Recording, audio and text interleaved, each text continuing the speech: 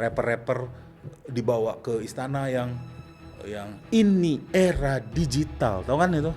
Lupa lagi apa. Iya, selamat berkarir. Dari saya Jokowi. Nah, kebetulan Uceng kabinet bayangan juga. Tapi juga bukan di 15 menteri. Dia di penguji ya kalau nggak salah. Penguji menterinya. Penguji menterinya ya. Dewan Suronya. Kabinet bayangin nanti tahun depan lagi mungkin dengan SAS yang dibesarin. Tapi tetap. Jadi untuk ngejaga tahunannya ya, itu. Terus nanti puncaknya di 2029.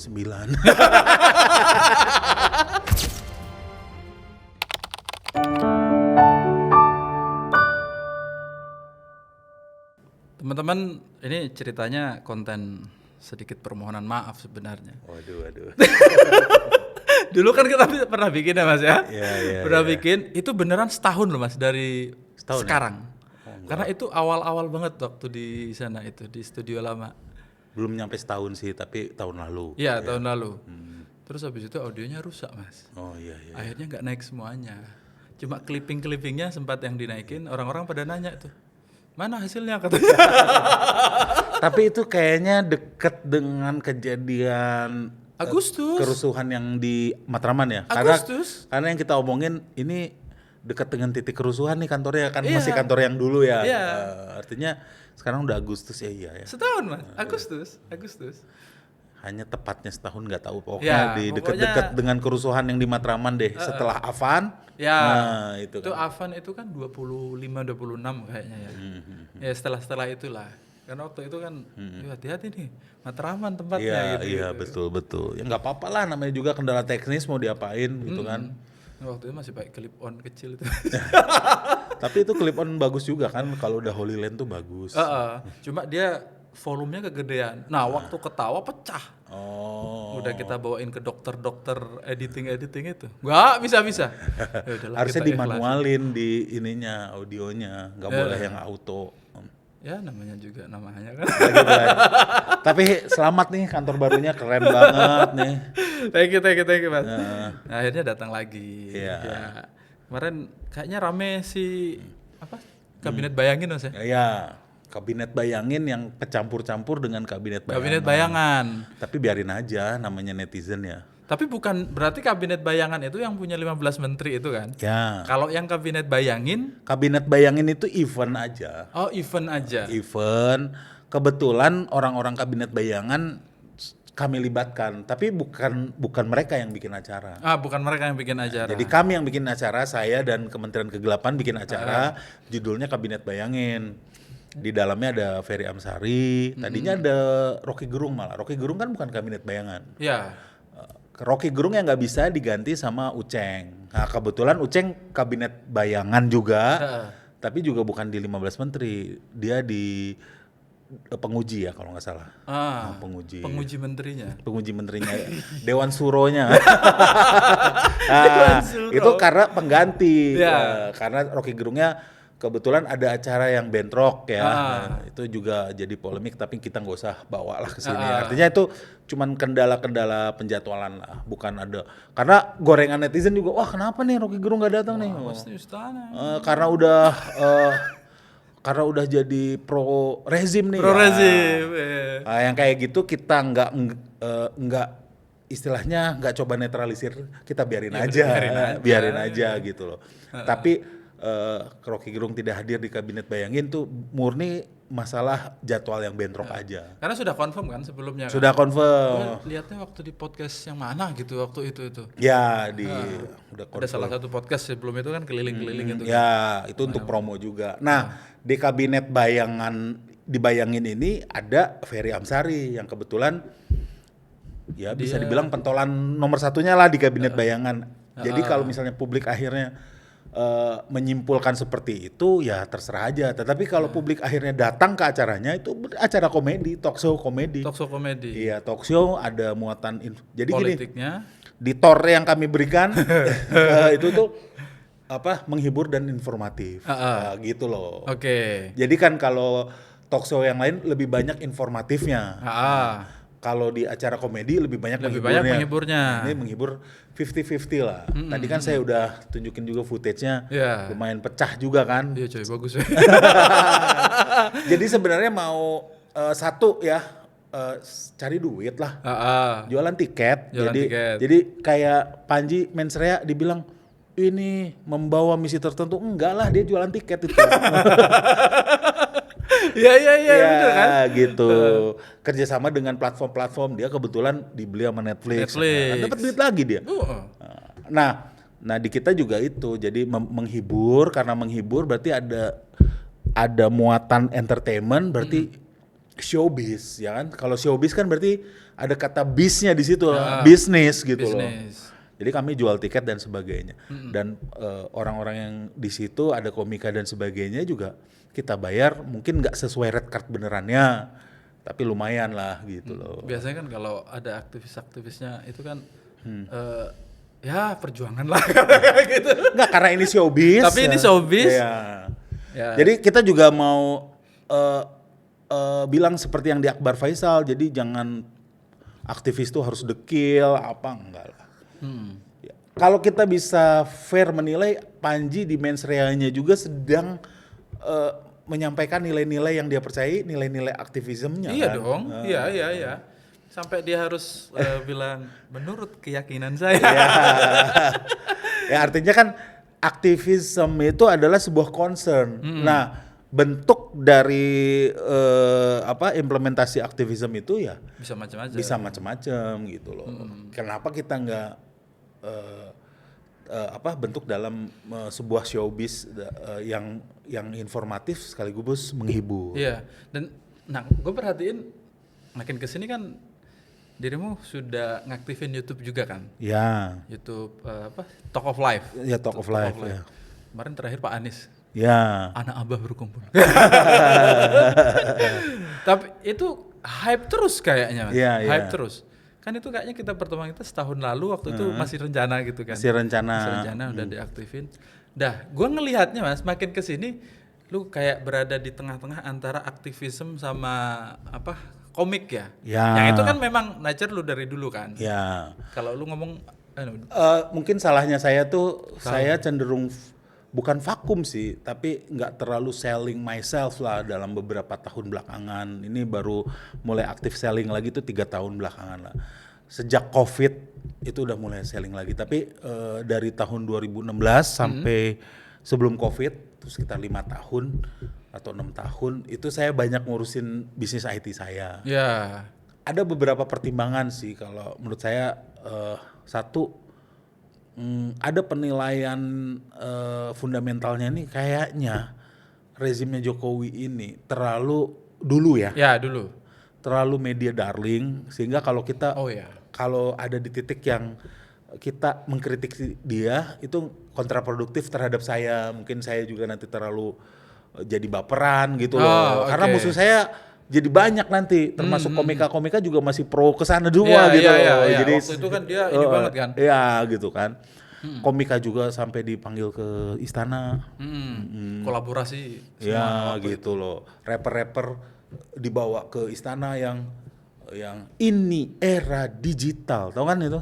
Lupa lagi yang mana. Iya, selamat berkarir.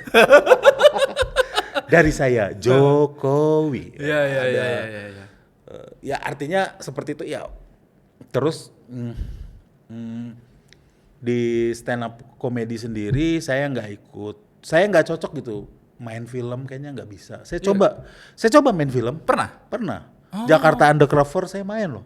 Oh ya? Jadi gadunnya Nikita Mirzani. Oh iya ya. Main. Jadi saya coba gitu. Tapi kayaknya nggak di situ saya tuh memang lebih di stage gitu. Oh oke. Lebih di panggung.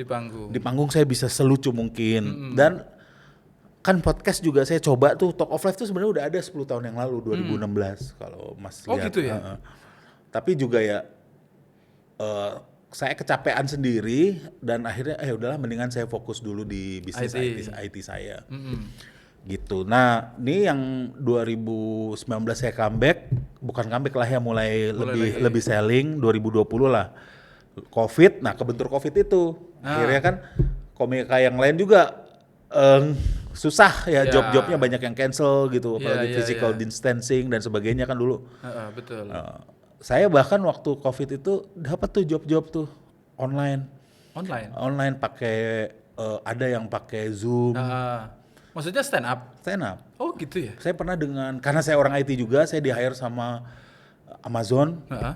Amazon, jadi mereka ada conference yang Amazon Indonesia. AWS-nya sih. Oh iya AWS. Itu sih di NU juga pernah tuh kerja sama itu. Ya, jadi saya jadi speakernya tapi ya di Zoom aja saya kayak stand up gitu. Gitu. Kayak gitulah, ada beberapa job yang online, terus ada dengan corporate. Nah, habis COVID mulai aktif nih, ikut-ikut. Tetapi tidak pernah. Kalau dulu kan saya cukup aktif karena saya pernah presiden Stand Up Indo juga. Iya. Tapi cuman ikut acara-acara orang lah. Panji bikin acara sendiri. Ya, Panji bikin The Founders, Komikaze, saya ikut. Terus ada MLI bikin acara apa, saya ikut. Nah, yang benar-benar acara saya itu saya mulai di awal 2025 sampai 2026 ini. Jadi puncaknya kemarin Kabinet Bayangin ya. Tapi sebelum Kabinet Bayangin kita try dulu dong acara kecil. Mungkin gaungnya nggak sampai kemas gitu loh. Karena kita nggak mungkin lah langsung. Apa waktu itu Mas? Ada kita bikin stand up for Palestine, terus dengan Dandi kita bikin Reset Indonesia. Jadi Reset Indonesia kan itu sebuah buku.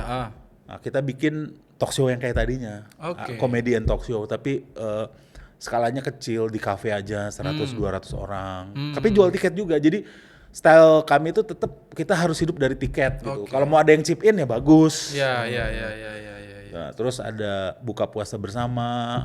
Jadi bentuknya komedi and talk show selalu. Ada roasting Uceng. Pernah. Jadi baru kita bikin yang besar ini kemarin tembus sampai hampir 1.000 penonton ya. Kalau dengan undangannya. Kalau yang tiketnya tuh hampir 900. Nah itu jadi kita hidup dari tiketnya. Yang mestinya begitu Mas ya, biar sustain ya. Maksudnya gerakan tuh kan nggak bisa ngandelin apa ya? Siapa sih yang mau bayarin gerakan kalau enggak? Tapi kalau kami bisa dibilang, makanya gini, kalau ngomong dengan aktivis ini kan harus hati-hati ya kan. Maksudnya ya ini kritik juga sih sama aktivis, terserah mau nerima atau enggak gitu loh. Kadang kan teman-teman aktivis ini agak gatekeeping lah. Misalnya waktu ngelihat Jeremy Pauline tiba-tiba aktif, kalau menurut saya itu sesuatu yang harus disambut sih. Iya. Jangan justru diserang, lu tahu apa sih tentang pergerakan, justru ajarin dong gitu loh. Iya benar ya. Iya.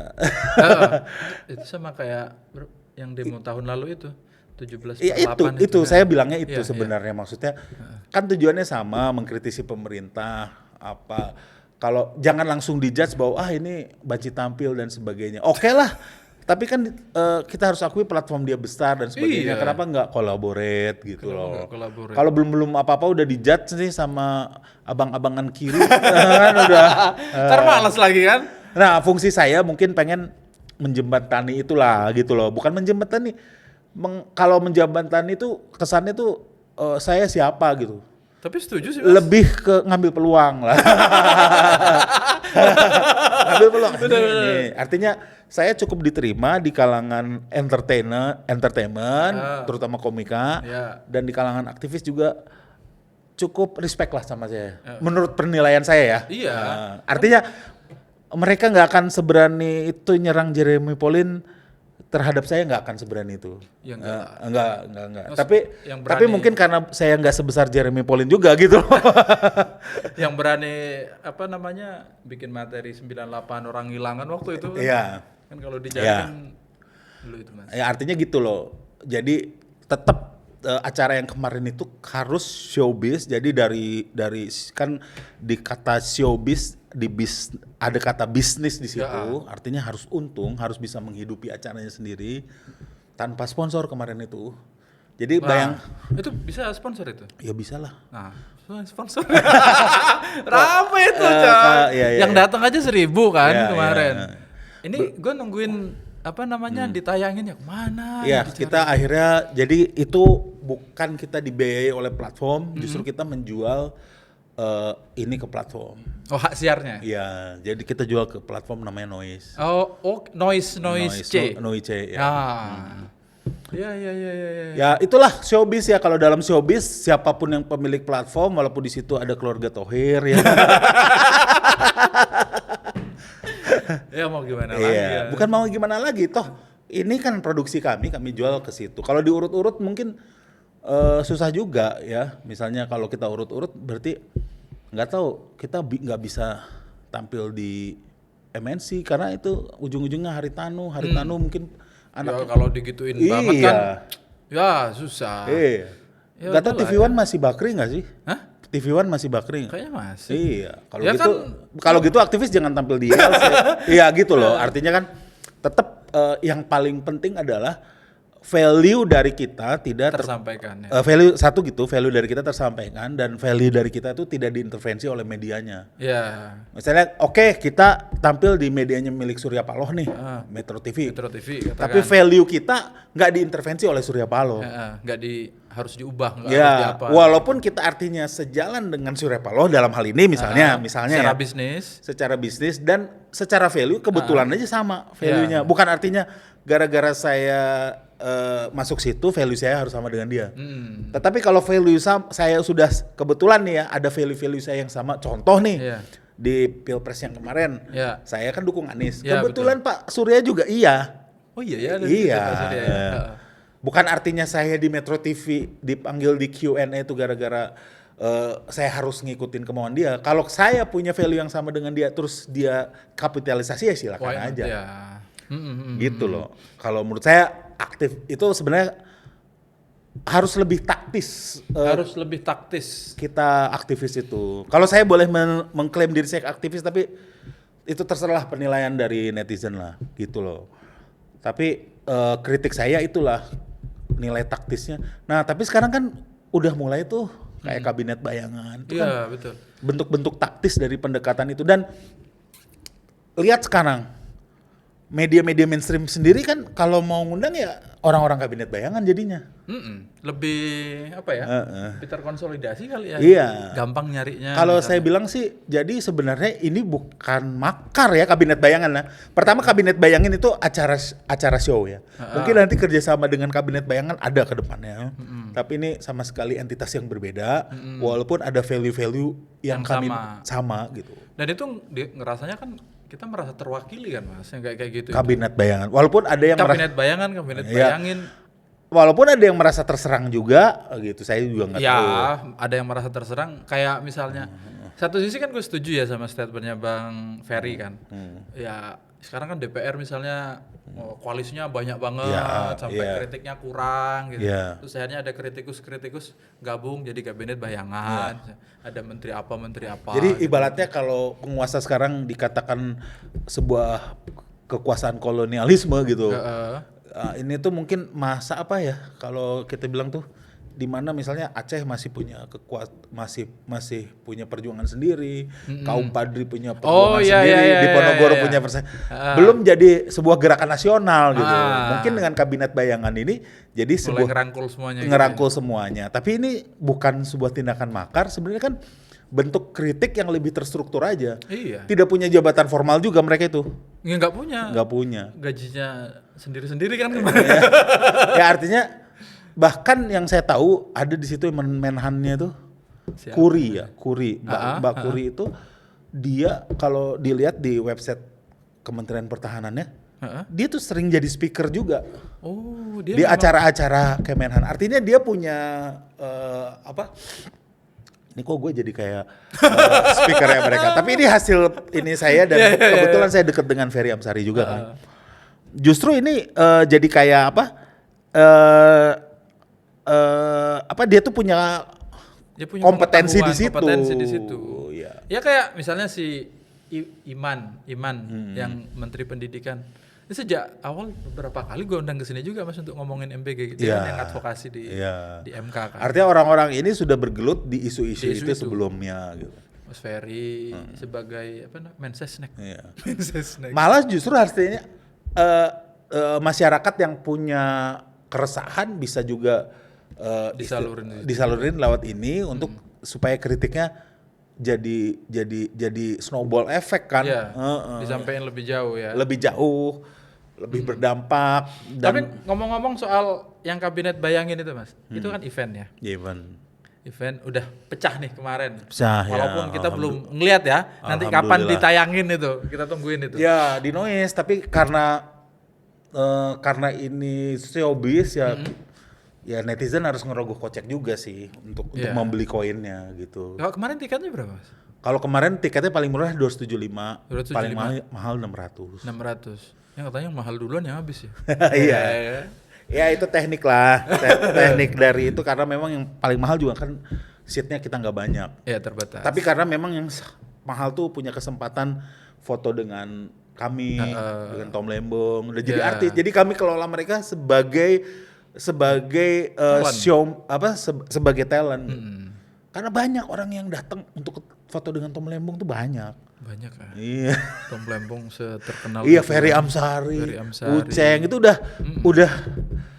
Jadi kan gini, ada orang-orang yang nggak suka nonton sinetron, nggak suka nonton bioskop juga, sukanya nonton rakyat bersuara gitu mungkin. Dan mereka corong-corongnya itu. Iya.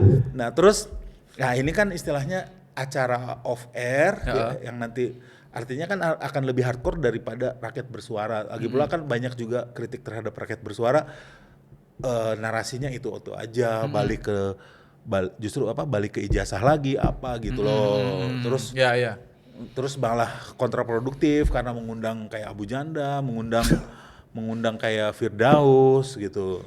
Jadi istilahnya Owiwobo, iya. Artinya kami tidak salahkan itu hak mereka lah. Ya, itu katakan platform sendiri lah. Ya, kami istilahnya dengan platform kami membuat siapa tahu nanti di kabinet bayangin 2 bisa kita undang juga Aiman sebagai panelis bukan sebagai host kita. Jadi jadi panelis. Artinya kami state sekarang ya mungkin di podcast ini bahwa kabinet bayangin itu jadi sebuah IP baru lah. Gitu lah kayak. Jadi akan ada lanjutan. Akan ada lanjutan. Wow, menarik ini. Mungkin enggak dalam waktu dekat, yang dalam waktu dekat mungkin yang Talk of Life live. Jadi, Talk of Life live.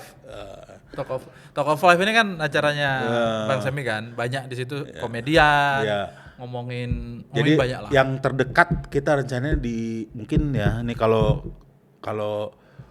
oke nih, mungkin rencananya di Oktober atau November kita bikin Talk of Life live. Deket tuh. Iya, jadi ya 2-3 bulan lagi. Jadi nggak sebesar kabinet bayangin. Kabinet bayangin nanti tahun depan lagi mungkin dengan sales yang dibesarin. Tapi tetap.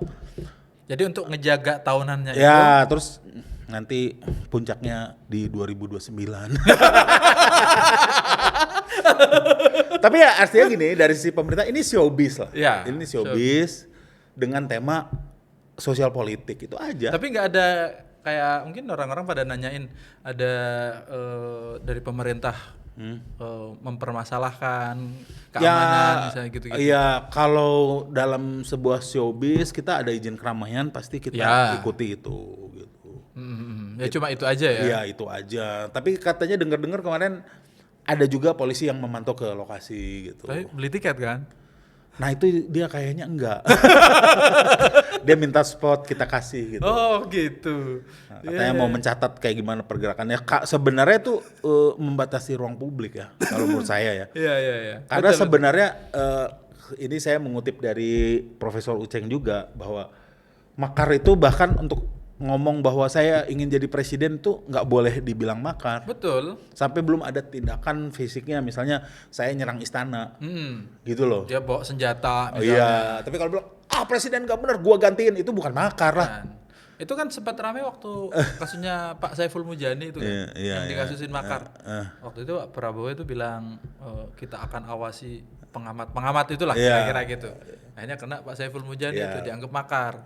Nah pasar makar itu harus ada fisiknya, harus ada senjatanya. Artinya kan kalau kayak gitu nanti yang orang-orang gila di rumah sakit jiwa kan banyak juga yang pidato presiden apa itu semua harus dituduh makar. Iya.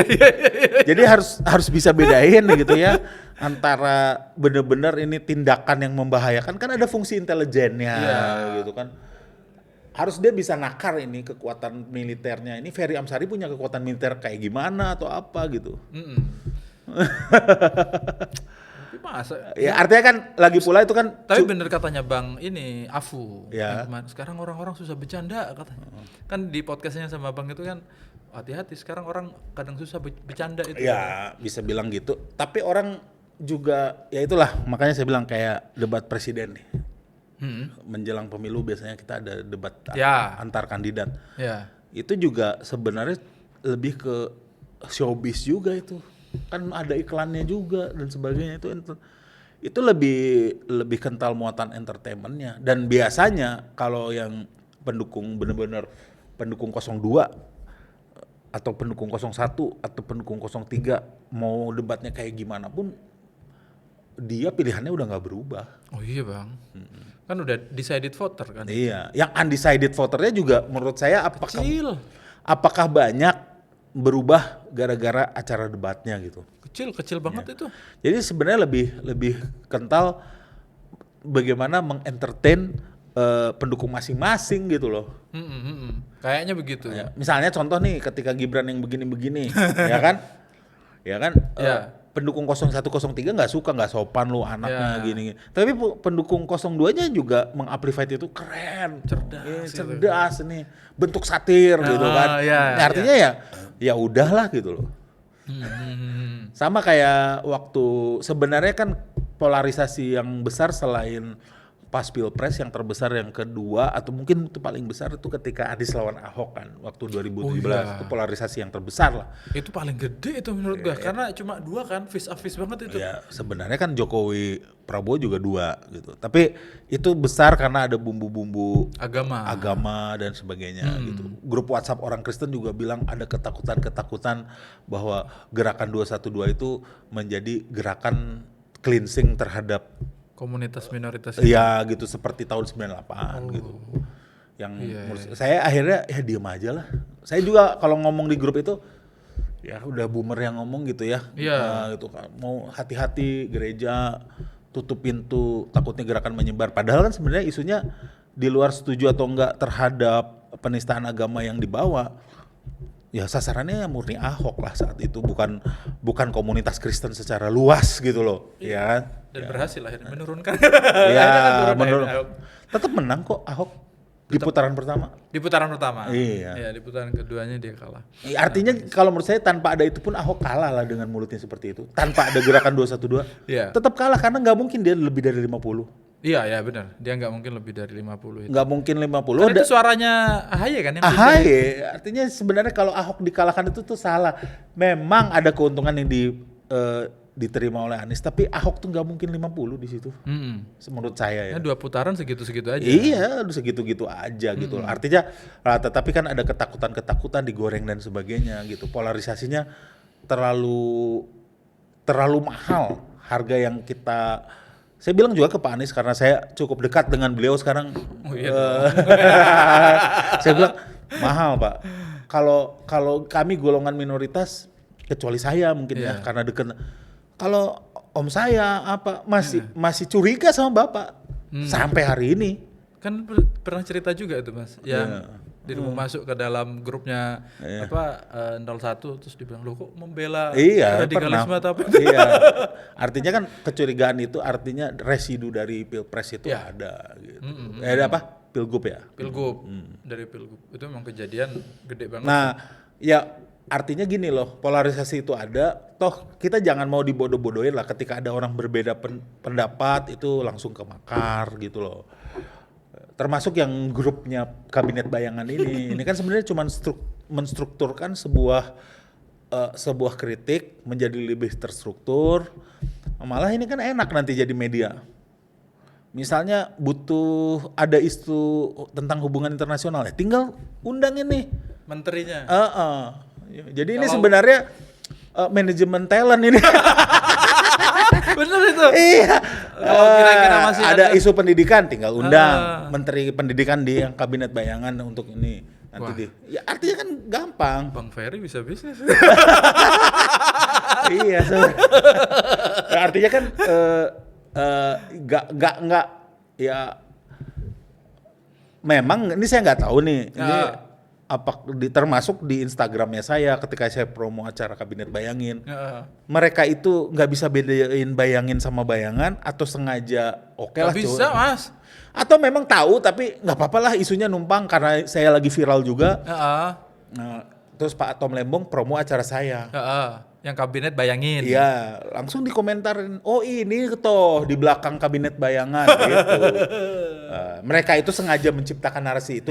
Padahal sebenarnya tahu enggak. Tapi sengaja diciptakan narasinya kan bisa. Atau nggak tahu sama sekali benar. Jadi udah bingung lah. Ini organik, buzzer, gitu loh. Tapi kan sebenarnya mau organik mau buzzer, narasi yang mereka ucapkan ya salah. Saya mah sekarang udah ngebilang kan dasar lu buzzer, oke lah lu organik, tapi lu tetap salah dong. Karena nggak seperti itu gitu loh. Iya, faktanya kan nggak gitu ya. Nggak gitu, artinya bukan ada Pak Tom Lembong, ada Pak Anies yang akhirnya mengkornir Kabinet Bayangan ini gitu loh. Ntar undang juga Pak Mahfud, Pak Ganjar. Pak Mahfud tuh masih di pemerintahan setahu saya saat ini, karena saya coba ya, correct me if I'm wrong, nanti coba ditampilkan.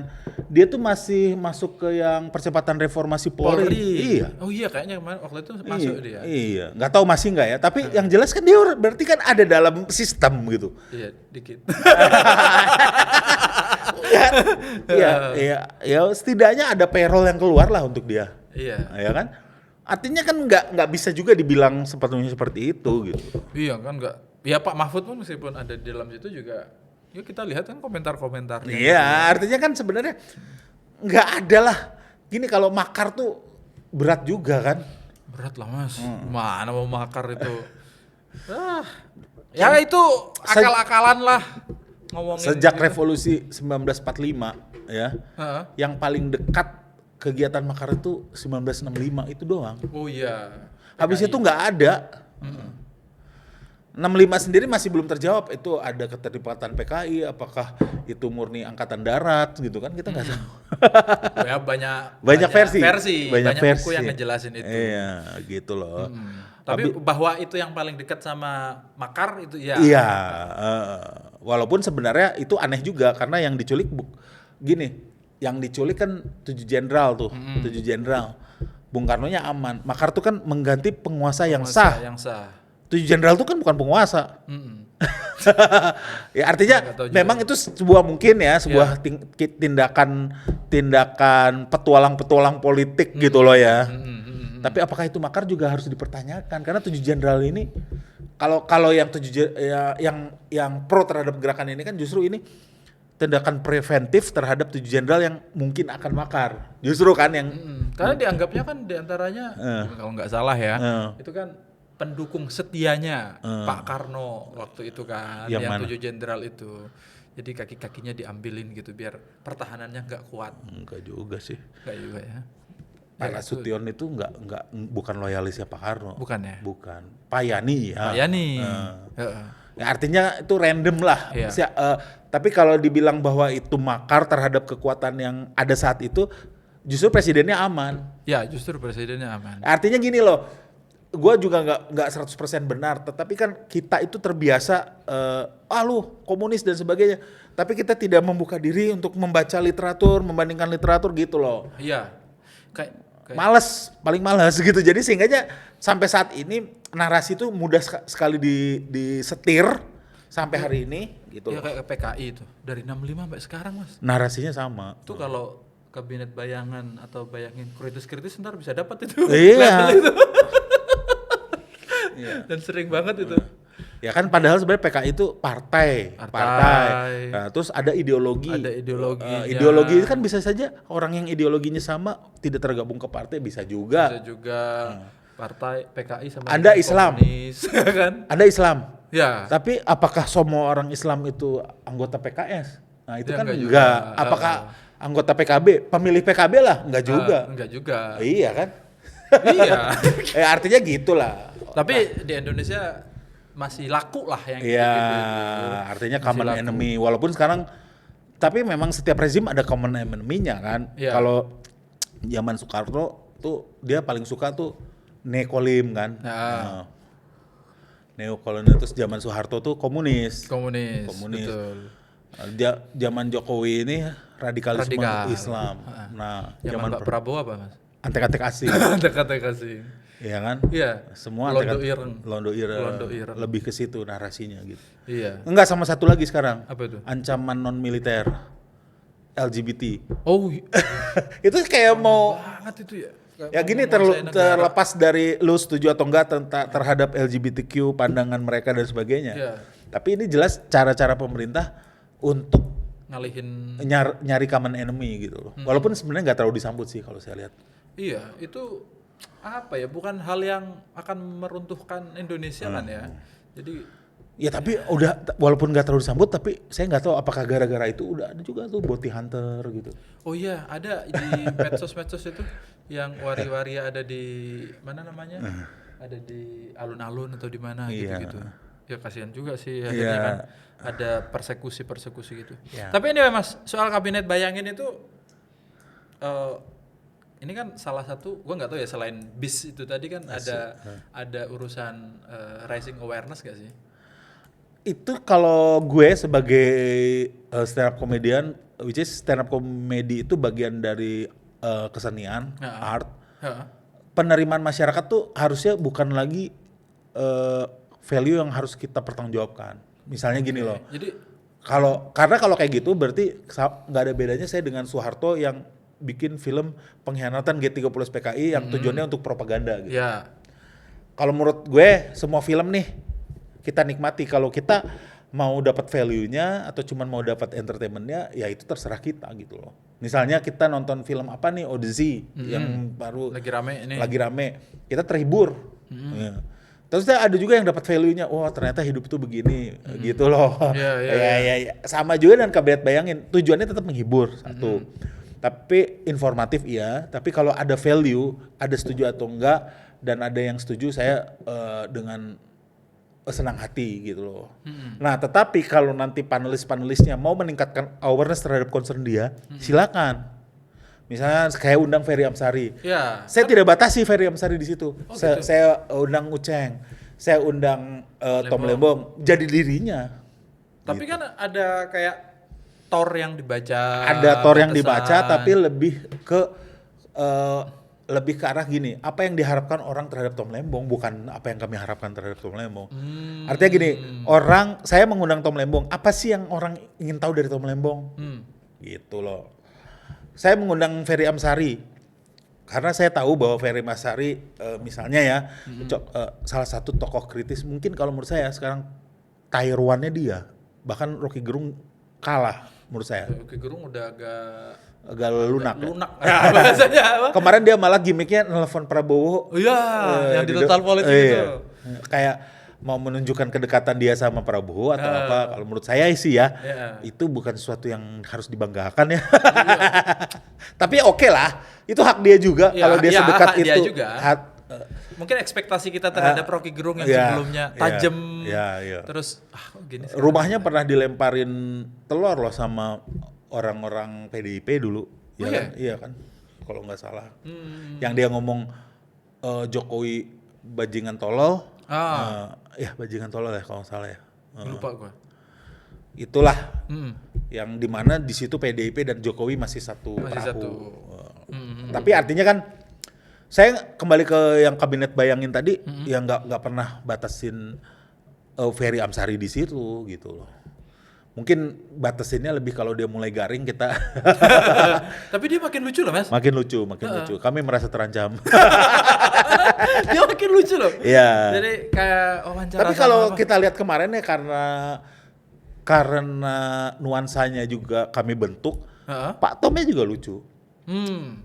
Prof Ucengnya juga lucu.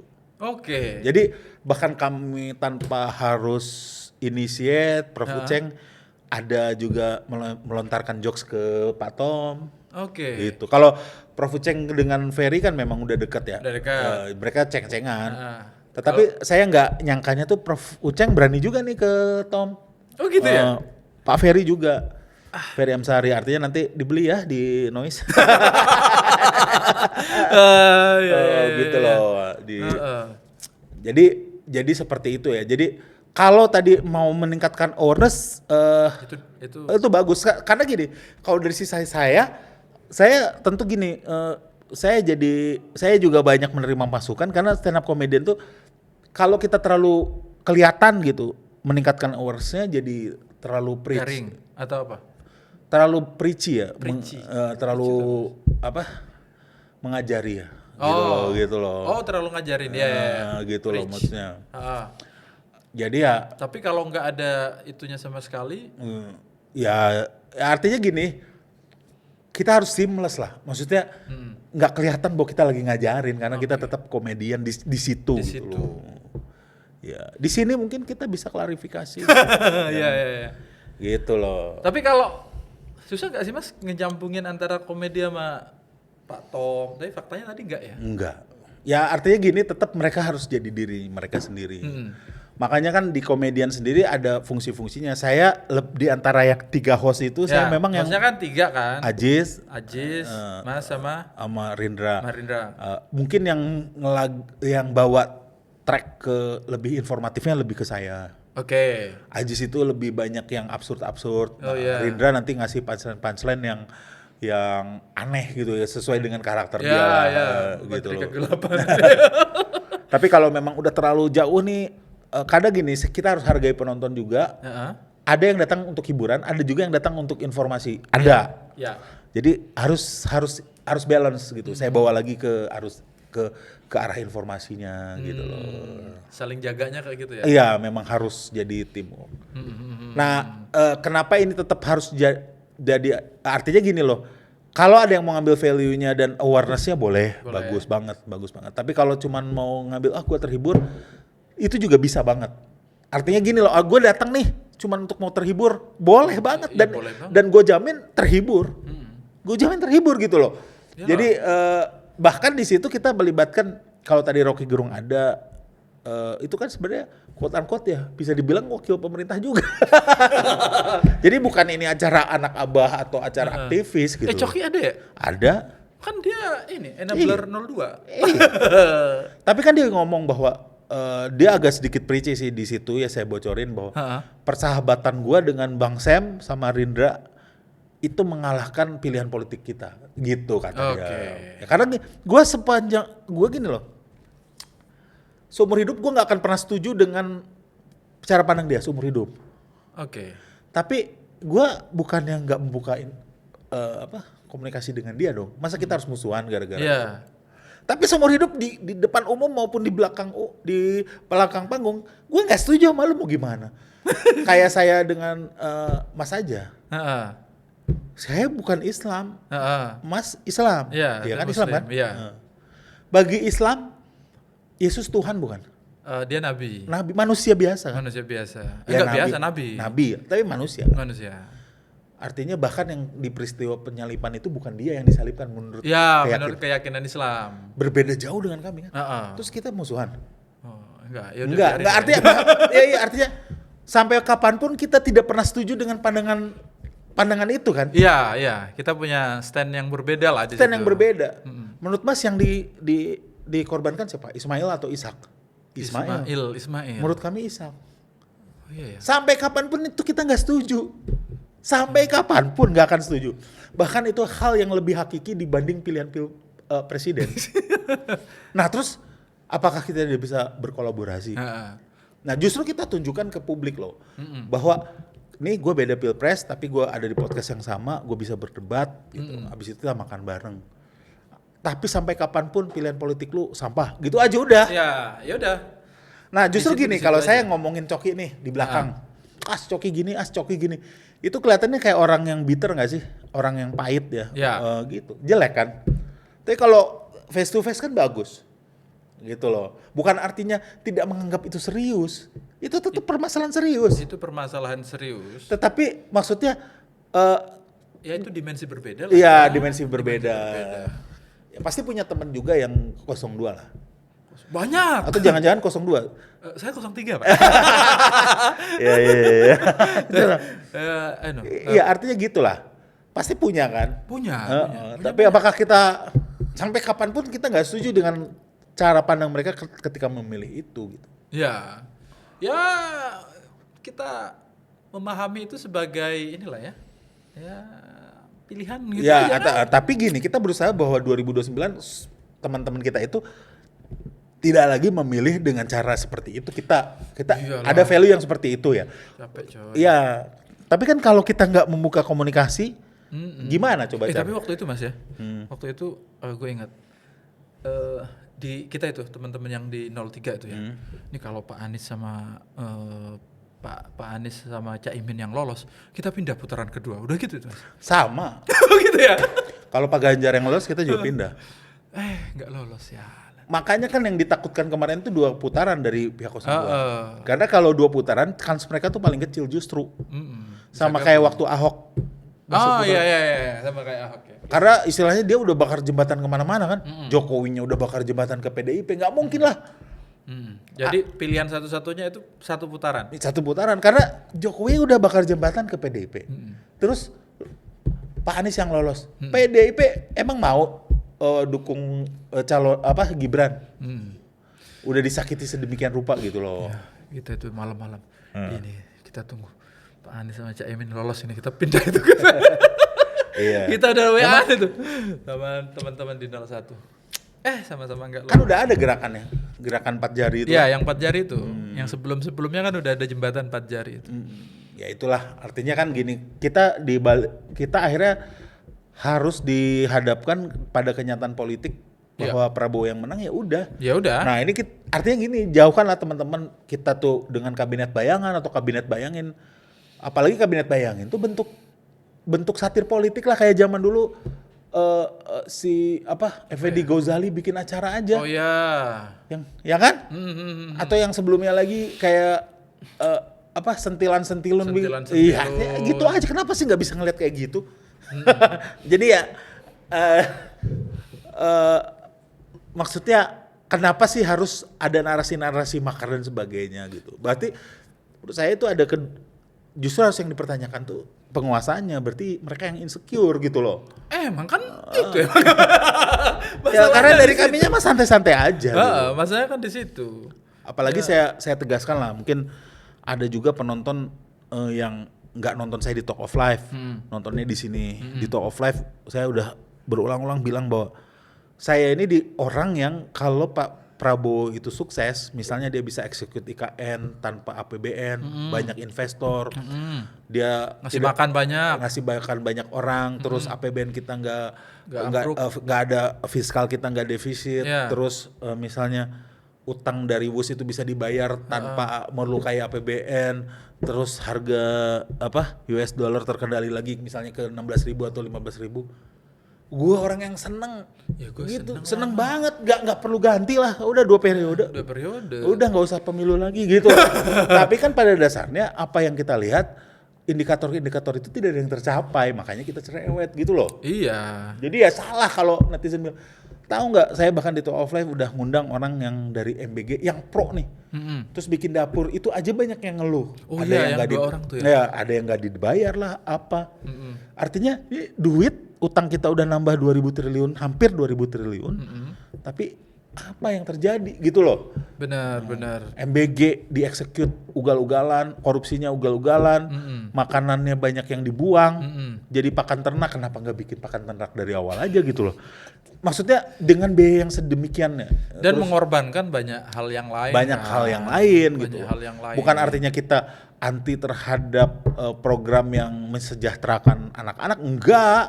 Tapi kan eksekusinya terbukti ngaco. Terus bikin Koperasi Merah Putih, ini ekonomi kerakyatan, konsepnya bagus, yes.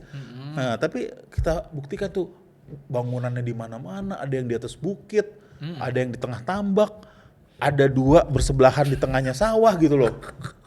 Iya. Terus yang Gerindra datang itu Menteri Kegelapan ke sebuah yang bayarin token. Iya. Nah, duitnya kemana? Token aja nggak keisi. Nggak kan, intinya kan. Aduh. Datang ke Kopdes, mati, terus diisi token. Diisi tokennya. Dan itu nggak rekayasa karena memang habis beneran, diisi aja sama dia. Lagian ngapain ngisi tokennya ya? Ini namanya kan lagi kunjungan, menteri lagi kunjungan. Menteri kegelapan lagi kunjungan. Iya. Diisi sama dia tokennya gitu loh. Kalau mati kan memang benar terjadi kegelapan. Iya. Tapi itu memang keyakinannya dia ya. Jadi harus datang kegelapan dulu untuk ada. Nah, itulah bentuk dari performing art yang nggak perlu saya jelaskan. Nanti coba diundang ke sini boleh gitu. Apakah dia bentuk satir politik, apakah bentuk kenyataan gitu. Ada teman-teman gue juga yang meyakini gitu, Mas. Ya terserah. Namanya art kan gitu loh. Namanya art kan tidak perlu dijelaskan. Iya. Kalau di Amerika tuh ada Andy Kaufman yang mirip seperti itu tapi bukan ke arah politik satirical. Dia bahkan my life is my stage gitu. Jadi dia dia bikin spesial show berhasil. Kayak saya lah bikin Kabinet Bayangin berhasil. Terus bikin Kabinet Bayangin 2. Kan Kabinet Bayangin 1-nya udah berhasil nih. Orang makin banyak datang. Saya di tempat yang lebih luas gitu. Tahu-tahu di Kabinet Bayangin 2 tuh saya sengaja nggak lucu, cuman baca puisi. 1 jam saya baca puisi. Jadi garing banget. Terus orang pulang kecewa kan. Terus dia saya diundang lah ke talk show gini. Kenapa lo begini? Lah, itu kan lucu. Orang datang ke sebuah gedung pertunjukan mengharap saya lucu. Tahu-tahu saya cuma bahasa puisi. Nah, itu lucu kan? Iya, itu dimensinya beda udah lucunya. Artinya coba dipahami Rindra seperti itu aja. Ya kalau menurut saya cara paling dekat memahami dia tuh begitu. Cara paling dekatnya gitu loh. Tapi point of view-nya gitu. Bahkan kalau Andy Kaufman ini sampai nge-fake bahwa dia mati itu kacau sih itu. Jadi mati. Sampai ditahlilin nggak? Nggak tahu lah. Kalau di sini pasti dikena cancel ya. Mungkin dulu juga karena belum zaman sosmed belum kena cancel dia gitu loh. Tapi itulah. Jadi ya mungkin cara terdekat untuk menikmati satirical joke-nya teman saya ini ya itu seperti Andy Kaufman aja, anggap dia Andy Kaufman. Tapi memang ya, gue sendiri yang ngerasa hal-hal kayak gitu tuh ngewakilin kita banget lah sekarang ya. Dimana karena kritik itu kan banyak. Kalau saya ngundang teman-teman pemerhati politik, aktivis-aktivis, kita sekarang nggak ada kritikus nih gitu di DPR yang kerjaannya, bahkan kemarin misalnya ada aktivis 2 kesini, iya kerjaan DPR udah diambil ini sama si dia nih katanya, tapi gajinya nggak dibawa. Sama Kabinet Bayangan? Sama teman-teman aktivis. Iya. Jadi kan mereka yang kritik, MBG segala macam gitu kan. Karena di dalam udah nggak ada yang kritik. Kalau datanya ICW, ya gimana mau kritik Mas, punya dapur semua katanya. Iya punya dapur, ya kayak kemarin siapa? Yang dari PKB itu kan yang membela ternyata ada katanya. Terus pada punya dapur. Iya gitulah, susah sih. Jadi bahkan yang waktu di podcast saya bilang bahwa colong dibuka deh. Jadi kalau dia kan mewakili dapur mandiri katanya. Yang dapur yang terafiliasi partai, terafiliasi aparat gitu loh.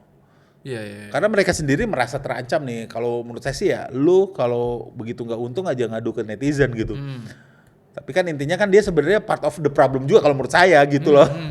Begitu dia nggak cair dari pemerintah ngadu ke netizen. Tapi prinsipnya mereka kalau dilihat gitu dari kacamata yang lebih dekat, mereka korban juga. Ada yang udah invest, akhirnya at some point mereka korban lah ya. Tapi di yang programnya sih dari awal. Oke Mas, thank you udah hadir di sini. Berarti kedepannya ini bakalan ada kabinet bayangin mempertahankan semangat revolusi. Kalau mau dilihat seperti itu boleh, tetapi prinsipnya kami hanya menjual hiburan dengan